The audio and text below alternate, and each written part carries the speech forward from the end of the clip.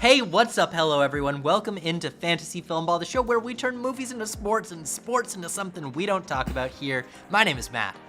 My name is Dyl, and it's been a little bit since we've done some Oscar predictions, but hey, we're back with some new ones. We did My Best Picture ones, and we had some acting stuff the other week, but hey, we haven't had a tech prediction update since Dune got pushed almost 2 months ago at this point, so we are back. A lot of things have changed. I mean, the film festivals have almost all completed up. I think New York is ending up in the upcoming few days, and we've seen some new movies. We've heard some things about some upcoming movies, and I think the biggest thing that has changed is a lot more eyes have been laid on Killers of the Flower Moon, submitting that this is going to be an across-the-board tech contender.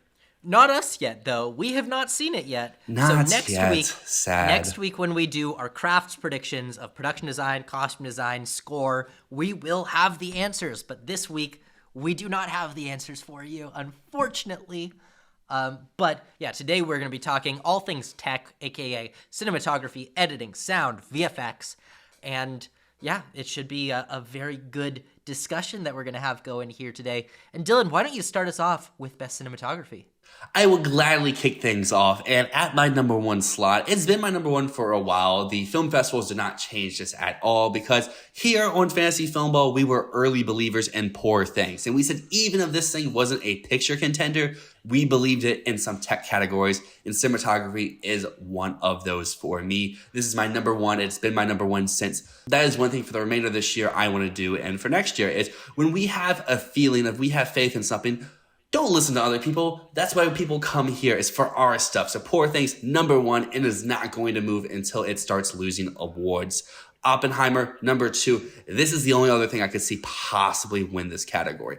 It has the angle of the complete black and white IMAX footage, creating that. They had not done that before. That is a great case, but Poor Things, it looks so beautiful. It looks so marvelous in those trailers, and people who have seen the movie say that same thing as well. Kills of the Flower Moon feels like a very safe number three. The Zone of Interest, I know you're going to disagree with this, but one thing I think, and you even felt like this too, everyone who sees this movie thinks about it and thinks about it and thinks about it. It doesn't leave their brain. And at least for me, that bodes well for a picture nomination. And for this to get in the picture, it's going to need some extra support. International, sure. Director, yeah. What about a tech? Cinematography is the one that everyone talks about. Maybe it is too weird. Maybe it is too adventurous or too creative, and it's not up people's alleys yet. But like Arno said in our chat the other day on our Discord, which if you're not a part of, description down below, is maybe people see this as revolutionary and as inventive, and they want to award it. Maybe not with a win, but with a nomination. And that's why it places here at my number four. And my number five slot is Maestro. I feel like this one is one that makes sense, but also seems very likely to be our surprise snub of the year. It's got black and white. It looks beautiful. People love it. But also, maybe it's just too generic and something else could come up. But at the moment, I'm keeping Maestro in my top five. So I agree with 4 of your top 5. Poor Things, I think, is just probably winning at this point. It is a visual marvel.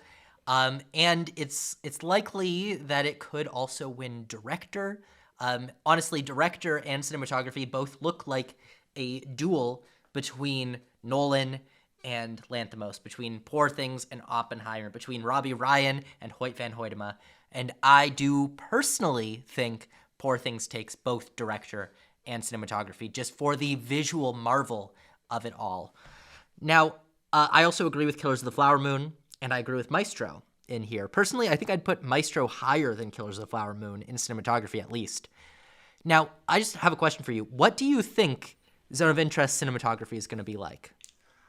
Honestly, I have no clue because everyone in our Discord, because this is shown at various film festivals, has a different opinion about the look of this movie and their thoughts of the movie. There's people who adore this movie. There's people like, it's not really for me. There's people who like, I appreciate it, but again, I didn't like it. And there's people like, this is the best thing in the world. So honestly, I don't really know. I feel like there's a lot, there's a wide variance of what the movie as a whole could be like, and the cinematography itself could look like.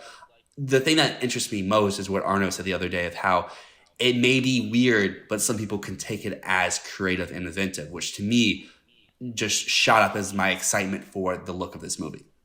It could be, but I want you to close your eyes just for a second here.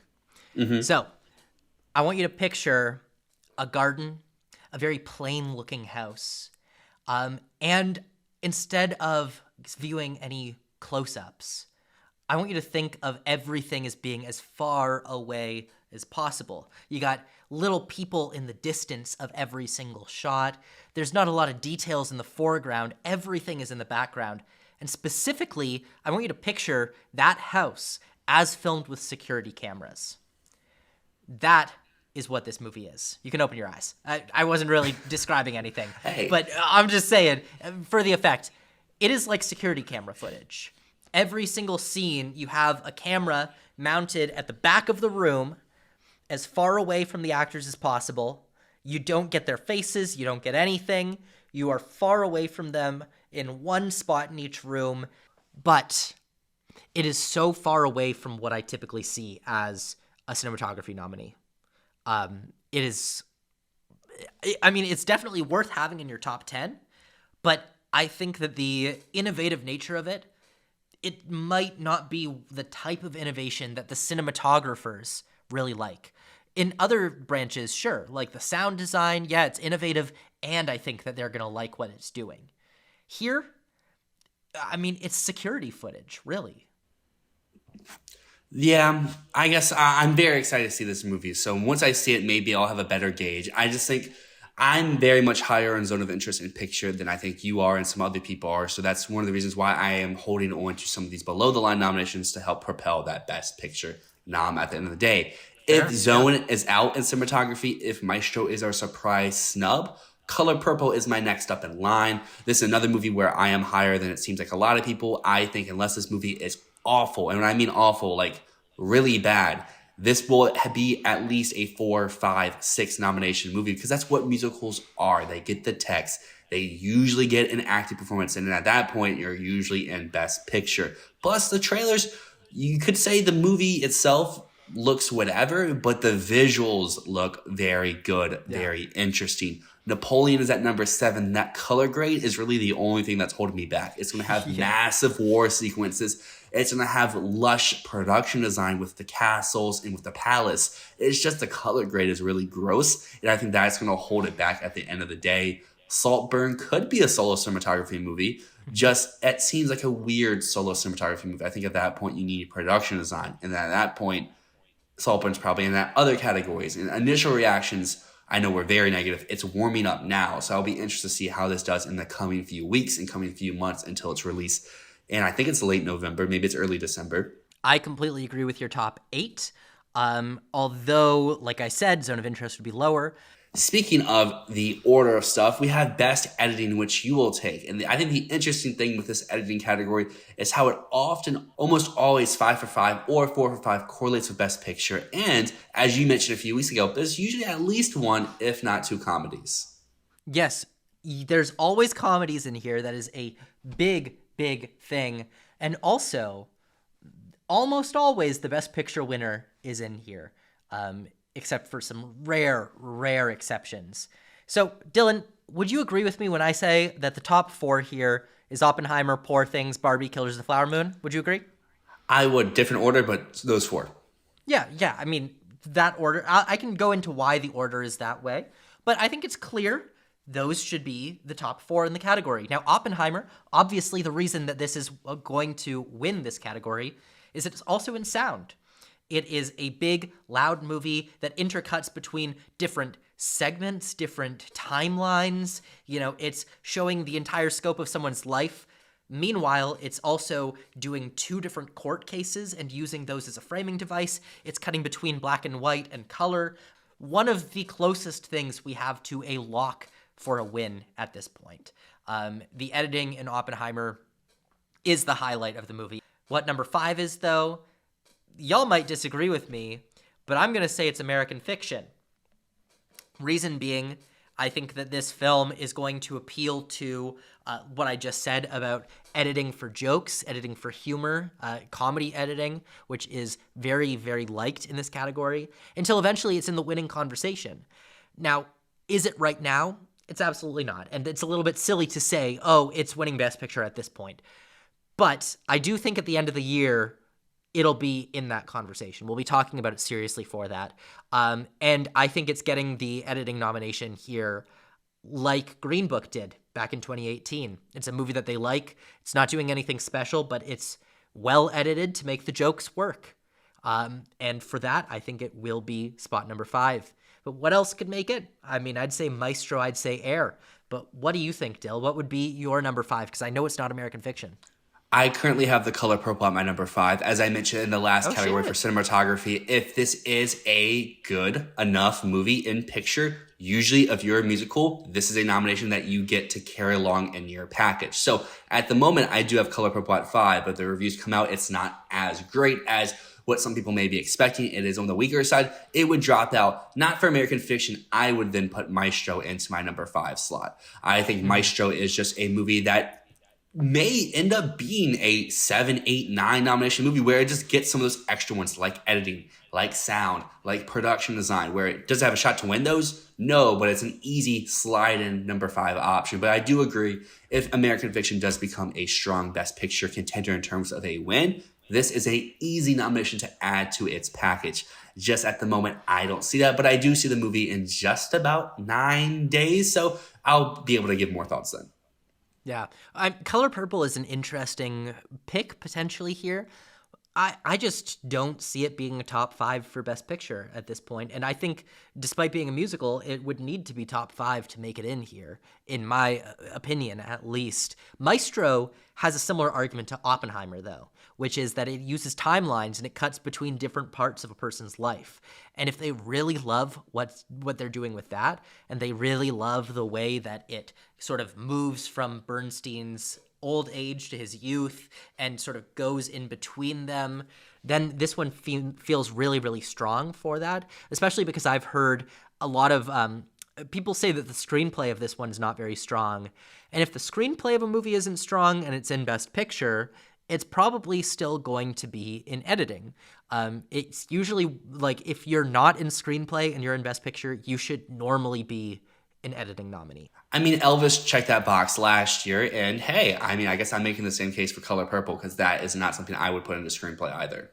Mm-hmm. It shows strength, and it also shows that your movie was saved in the edit, quote unquote. I mean, Bohemian Rhapsody would be a great example of that, because as if I remember correctly, that did not get a screenplay nomination, and it won Best Editing.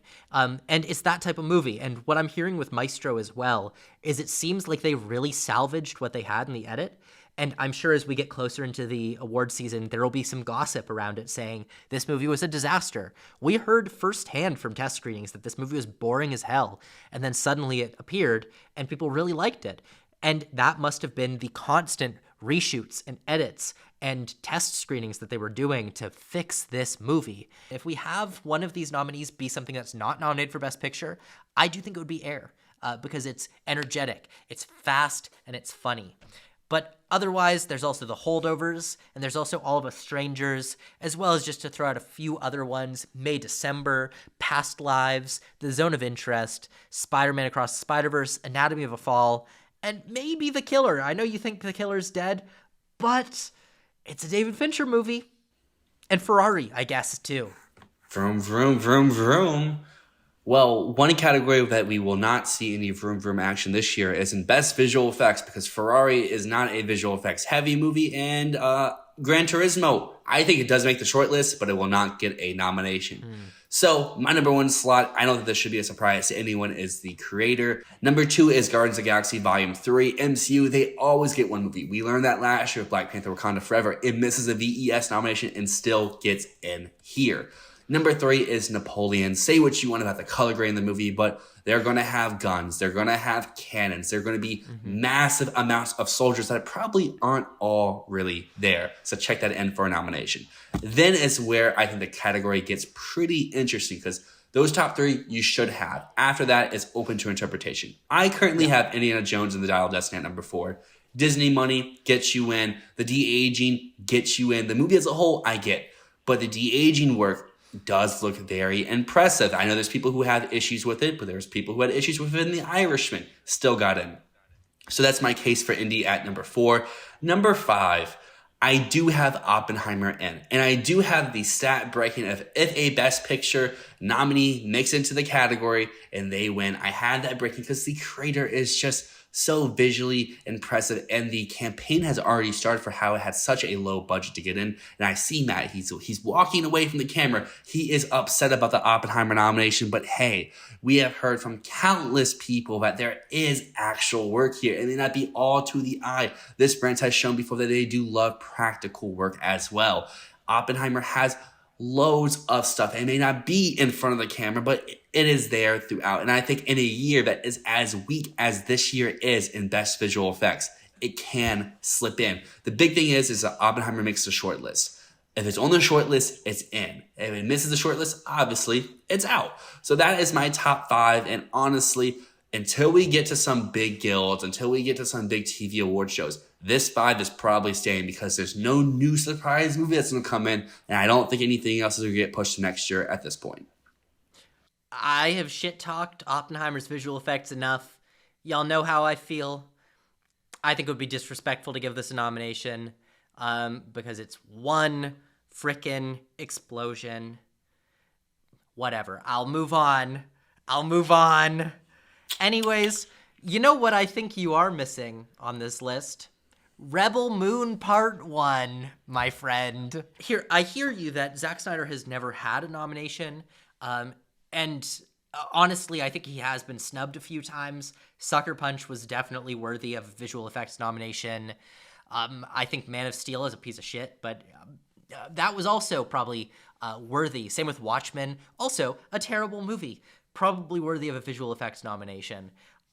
Rebel Moon, the trailer at least, looks stronger than a lot of the other stuff that we've seen this year. So I do think that you're underrating it. If this is eligible, this might finally be the year because it's so big, it's expansive, it's a space movie, and it's one of the most polished looking films that we have this year. Quite possibly. As I said, I'll eat my words if it starts making stuff, and then I will move it up. But until then, I'm just denying its existence. Number 6, because I think this would be a cool nomination, is Spider-Man Across the Spider-Verse. I think this will be shortlisted, but like Soul, like Welcome to Chechnya, cool stuff makes a short list. It does not get nominated, though. Then we have The Little Mermaid at 7. Say what you want. It looks bad. They look creepy, blah, blah, blah. Lion King got in a very tough year in visual effects. Why can't Little Mermaid at least be top 7 in a weak year for visual effects? That's why I don't have it in, but that's why I have it top 7. Is because if it was a hit, it would be in the top 5. No question. Exactly. As a flop, it's fighting an uphill battle. I think Little Mermaid or Indy mix it. I don't think they can coexist. I think Disney puts their faith behind one and propels it to a nomination. Or they both miss. That is a possibility. However, at least to me, I don't see the angle for something else until we see some guild support. Because Spider-Man, animated, Little Mermaid, flop, Poor Things. We've heard from first-hand example, all the visual effects are in the trailer.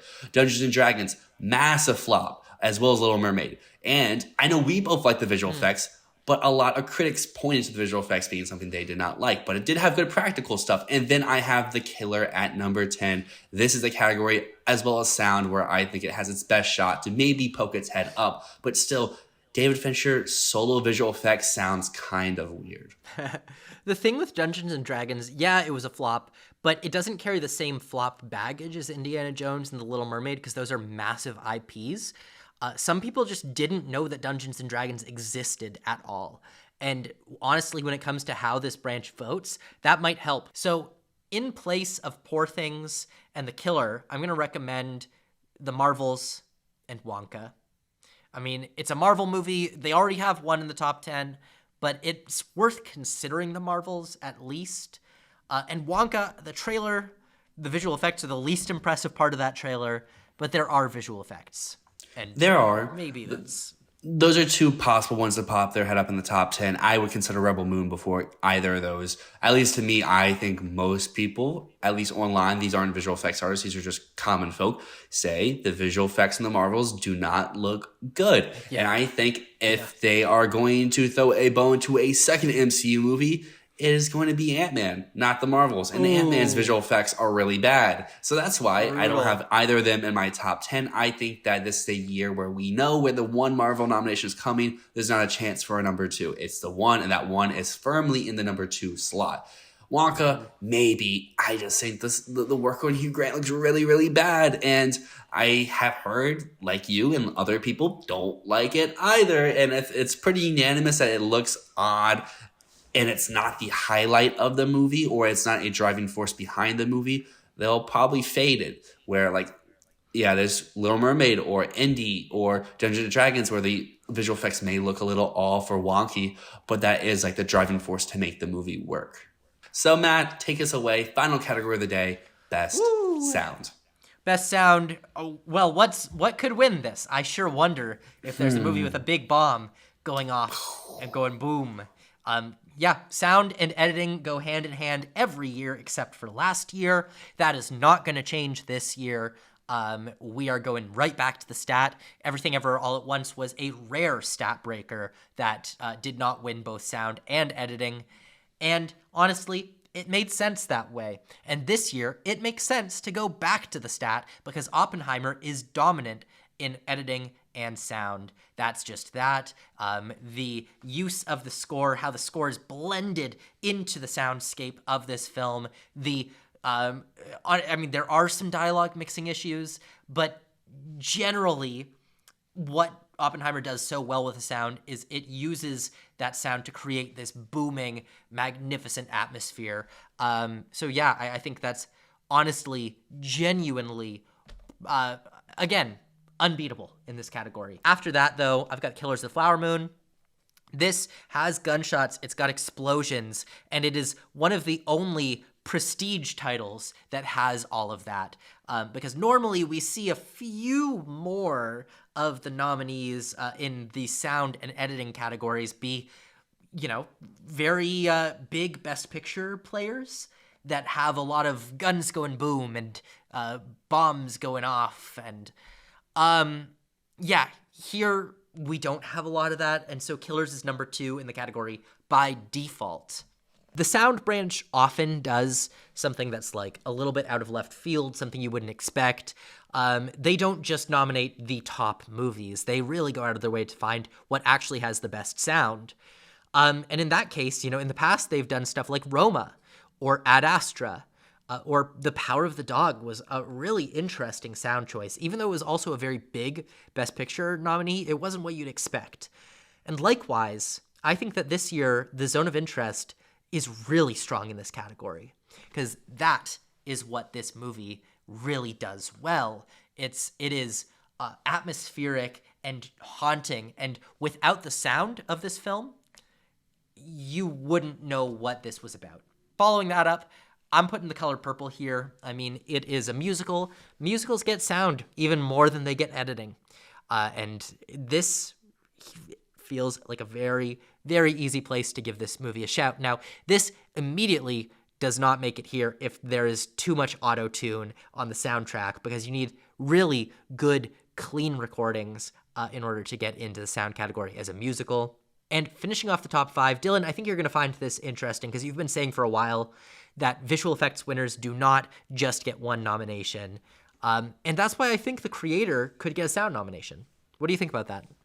I think that is very interesting and definitely could happen. I think this could be a stat-breaking year, going back to The Jungle Book as the last time a visual effects winner had no other nomination. But if The Creator did pop his head up somewhere else, I think sound is the most likely other category. If we were with the old rules and sound was split up into 2 categories, The Creator would at least get one, if not both. I'm very confident of that at least. But now that they're both condensed into one, can it slide in over something like a Napoleon, like a Ferrari, or something else? That will be the big question.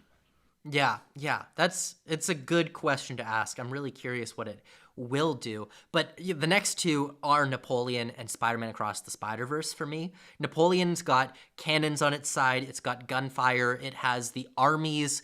There could be some really interesting Foley in this. In fact, if the sound category was still split in 2, I would say this would be a surefire sound editing nomination, but not a sound mixing nomination. So for that purpose. I just have it just outside. Also because I'm not sure how Napoleon's going to play. And giving it nominations and visual effects and this and maybe like production design or costume design feels too much, as well as potentially makeup.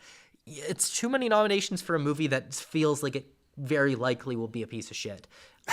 So I don't know. I'm not too confident in Napoleon. Spider-Man Across the Spider-Verse, though, I would love to see make it into sound. But honestly, it would absolutely be cap at this point, putting it any higher than it is right now. It's fading out, unfortunately. That said, the sound branch does go for animated movies every once in a while. I think the last one that they did was Soul, if I'm not mistaken. But I'm not confident in that. It would be one of the coolest nominations of the year. But, they're already doing a cool nomination with Zone of Interest, so maybe they don't have room for two cool nominations. After that, Ferrari, Poor Things, Guardians of the Galaxy. Ferrari's here because there's cars in it. There's no other reason. The cars could get a nomination, but I think it just has poor enough reactions that it is probably not really worth noting. And Poor Things is only here because it's strong in other categories. Here, it's not very strong at all. Interesting thing, though, the same dude did the sound design for Zone of Interest and Poor Things. Nice. Go him. He's having a year. Go him. He's having a year. And then Guardians of the Galaxy is just here because every single year there's one Marvel movie in the top 10 for Best Sound because it's always shortlisted. So it's here. But yeah, you're right about Maestro. That should absolutely be in my list. And right now you'll see it at number 11, but it will be number 8 the next time I do these nominations. And also worth shouting out The Killer, Barbie, John Wick Chapter 4, and Wonka. I think those are some good shouts, but everyone out there, we want to hear your shouts. Let us know some of your nominations in these tech categories. As Matt said, next week we will be talking crafts, so definitely drop a subscription so you are kept up to date with all of that. Drop a like down below if you made it this far, because you must have liked something. It helps us grow and also helps you stay involved. But until next time, my name is Dyl. And my name is Matt, and this has been Fantasy Filmball.